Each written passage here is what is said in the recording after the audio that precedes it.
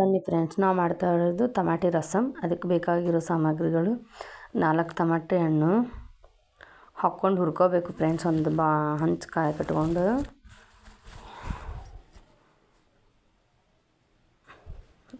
4ರಿಂದ 5 tomato ಹುರ್ಕೋಬೇಕು friends.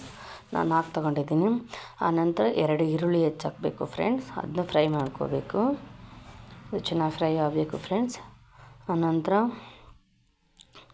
ಚೆನ್ನಾಗಿ fry ಆಗ್ತಾಯಿದೆ. ಅದನ್ನ ಈ ಥರ ಕೈ ಆಡ್ತಾಯಿದ್ರೆ ಚೆನ್ನಾಗಿ ಫ್ರೈ ಆಗ್ತಾಯಿದೆ ಫ್ರೆಂಡ್ಸ್. ಆನಂತರ ಅದಕ್ಕೆ ಬೆಳ್ಳುಳ್ಳಿ, ಕೊತ್ತಂಬರಿ ಕಾಳು, ಆಮೇಲೆ ಜೀರಿಗೆ, ಕರಿಬೇವು ಎಲ್ಲ ಹಾಕಿ ಇದನ್ನೆಲ್ಲ ಹಾಕ್ಕೊಂಡು ಚೆನ್ನಾಗಿ ಹುರ್ಕೋಬೇಕು ಫ್ರೆಂಡ್ಸ್. ಈಗ ನೋಡಿ ನಾನು ಹಂಚಿಗೆ ಹಾಕ್ತಾ ಇದ್ದೀನಿ. ಹಾಕ್ಕೊಂಡು ಚೆನ್ನಾಗಿ ಹುರ್ಕೋಬೇಕು ಫ್ರೆಂಡ್ಸ್. ನಾನು ಹುರಿತಾ ಇದ್ದೀನಿ.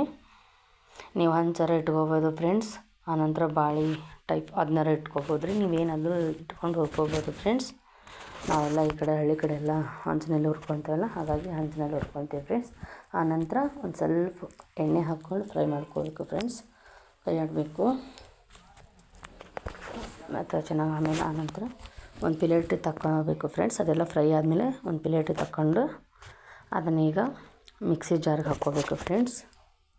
ಆನಂತರ ಮಿಕ್ಸಿ ಜಾರ್ಗೆ ಹಾಕ್ಕೊಂಡು ಒಟ್ಟು ಎಲ್ಲ ಚೆನ್ನಾಗಿ ಇದನ್ನು ಹಾಕ್ಕೊಂಡು ಮಿಕ್ಸಿ ತಗೊಂಡು ಮಿಕ್ಸಿಗೆ ಹಾಕಬೇಕು ಫ್ರೆಂಡ್ಸ್. ಸಣ್ಣಗೆ ರುಬ್ಕೋಬೇಕು ಫ್ರೆಂಡ್ಸ್ ಅದನ್ನೆಲ್ಲ. ಆನಂತರ 2 ಸ್ಪೂನಷ್ಟು ಎಣ್ಣೆ ಕಾಯಕ್ಕಿಡಬೇಕು ಫ್ರೆಂಡ್ಸ್. ಒಂದು ಪಾತ್ರೆ ತೊಗೋಬೇಕು. ಅದಕ್ಕೆ 2 ಸ್ಪೂನ್ ಎಣ್ಣೆ ಹಾಕ್ಕೊಂಡು ಕಾಯೋಕೆ ಇಟ್ಕೋಬೇಕು ಫ್ರೆಂಡ್ಸ್.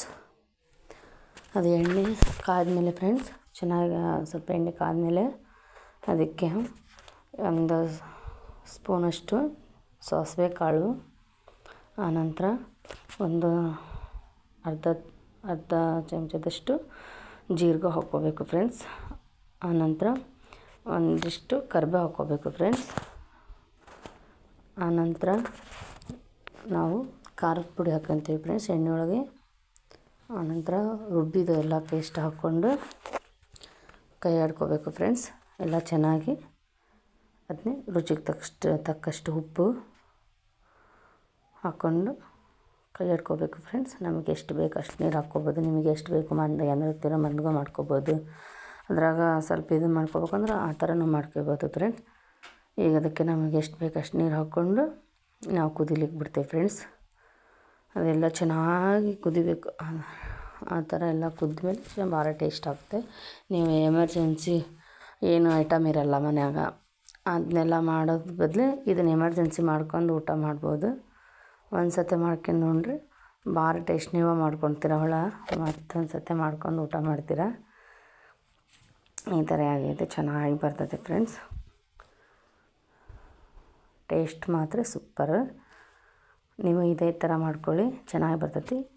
ಕುದಿಯಾಕತ್ತೈತಿ ನೋಡಿ ಫ್ರೆಂಡ್ಸ್. ಈ ಥರ ಚೆನ್ನಾಗಿ ಕುದಿಬೇಕು.